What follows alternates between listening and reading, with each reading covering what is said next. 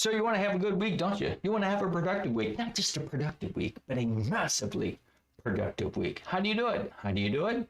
I'm going to tell you, just hang on.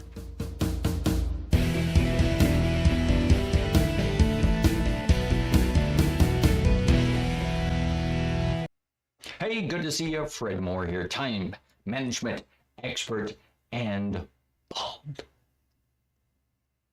guy. Yes, anticipation. You must anticipate things. How do you have a massively productive week? How do you make it happen? Sometimes it happens, sometimes it doesn't. It's not consistent. Why? This happens to me all the time. Now, most people, they don't have a really super massively productive week every single week. But imagine if you did. Imagine if you got more done every single week for the next year.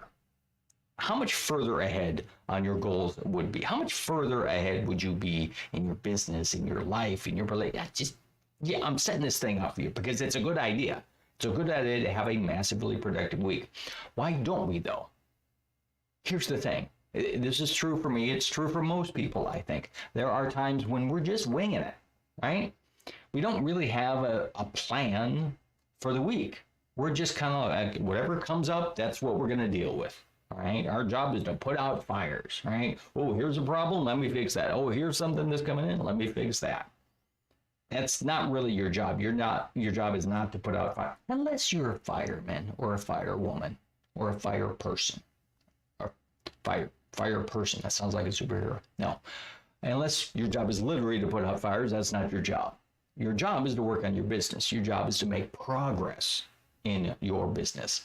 Because when you don't have a productive week, even if it's not a massively productive week, if you just don't have a productive week, if you're just winging it, it's costing you. It is. Seriously, it's costing you not just your time, but your money and your progress. Those are three important things. Right? Your time you can't get back. Money, yeah, maybe you can get it back. But progress, 2 steps forward, 1 step back, or 2 steps back, whatever. It's the progress, the money, the time. You don't have it anymore. So how do you have a massively productive week? I don't know. I just hope you know. No, of course I know. I'm here to tell you.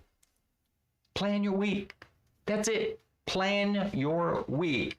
That's it, Fred? That sounds silly. Of course I should plan my week. You're an idiot, Fred. No, and by the way, that's not how you sound to me, really. I just don't. No, what I'm talking about is plan your week. It seems simple, right? It seems very easy. Oh, plan your week. Okay, that's a no-brainer. But do you do it? Do I do it? I certainly try. But there are times when I don't do that good of a job, right? I'm going to be totally transparent. I'm not perfect. I'm the time management expert, right? Sometimes I forget to do these things, right? Because I know these things. All right, well, I know what I'm supposed to do, right? I'm teaching people what they're supposed to do. And yet sometimes I get pulled off course, right? I don't do the things I should be doing, like planning my week. It seems very simple. It seems so simple that it's like, well, duh, of course I'm going to plan my week. But do you? Here is what I typically do. I will look at my calendar. I'll do this on Sunday night, at the latest Sunday night. I don't want to hit the ground running Monday morning and be like, I don't know what I'm doing this week. What am I doing? So I'll try to do it Sunday night, and I'll look at my week. And there are things that happen in our lives, right? Things that, well, it's got to happen, right? Doctor's appointments, lunch appointments, meetings, gig, whatever it is. So I look at my week and go, all right, what are the things that need to happen this week? What are the things that are kind of set in stone? It's an appointment that I have. Now, here's the thing. You could try to fit things in to your schedule, the work around the other stuff. But you're looking at it upside down. There are things that it's an appointment. I have to be there for this doctor's appointment. I have to be there for this kind of thing. Yeah, well, there are also things that you need to be doing that should be in your schedule that are just as important as those appointments. I'm talking about the money-making actions. For me, it's prospecting. All right. I'm going to plan my week, and I know that I want to have at least 2 hours of prospecting blocks of time. Those are focused hours where I'm only doing one thing. I talk about this on another video, check it out. But I'm focused on just one thing during that hour. That's prospecting. That's it. That's all I'm doing. Those are going to be on my schedule. Those are going to be put into place for me to go, okay, that's what I'm doing that hour, right? That's what I'm doing that hour. I'm doing that thing. I'm focused on. It's very important to me. It's a money-making action. It's something that's going to make me money. It's something that's going to help my business grow. I take that time and I look for people that have a problem I can solve. They need a keynote speaker for their event. They need some time management consulting done at their business so their employees can get more done. They can make more money, all that good stuff, right? Those are very important things. So those are going to be scheduled. Now, typically, I like to do those the same time every day, between 8 and 9, 9 and 10, somewhere around there. Sometimes I can't do it during those specific times. Maybe I'm doing a keynote speech that day. I'm out of town, right? I have my computer. I can still do prospecting, but hey, I'm working, right? I'm doing what I'm trying to do. I'm getting paid for that.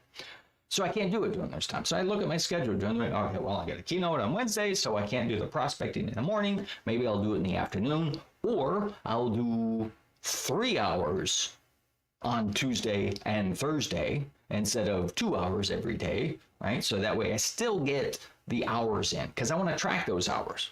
I want to look at the end of the week and go, like, I got 10 hours of prospecting time in, at least 10 hours this week.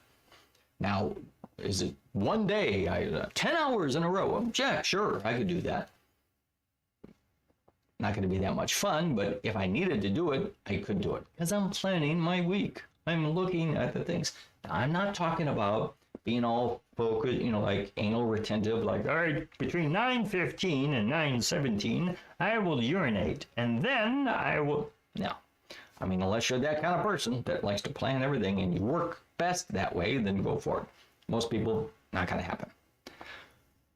Plan your week. Put those blocks in, right? The things that need to be done, the appointments, and then plan other moments of your day. All right, for this hour, I'm going to do this. For this hour, I'm going to do that. Here's the thing. Life's going to happen, right? Life's going to happen. It's going to poke its head in and go, hey, I'm here to disrupt things. Yep, I know you had a plan, but guess what? Out the window. Aha, because something came up. So you want to plan some buffer time in between these activities that you're doing, right? Because something might, for instance, I'll schedule 15-minute Zoom calls for people that want to talk about bringing me in or their problem, whatever it is. 15-minute blocks. Now, if you look at it, I could schedule 4 of those in an hour, right? 4. I could have 4 calls in an hour and be good to go. But not really, because there's stuff that needs to happen before that call and after the call. Right? I need to take notes. I need to send them the information. I need to put the proposal together, whatever it is. So really, I need probably another 15 minutes for that 15-minute appointment. I need some buffer time, 7.5 minutes before, 7.5 minutes after. So really, I can do 2 of those calls in an hour. On paper, it looks like, well, I can do 15 and 15 and 15. No, you need some buffer time in there. Also, you need some time in there, schedule time to do the office work. All right, I got to check the email. I got to return that phone call. I got to do that. Now, it doesn't have to be hour by hour, minute by minute.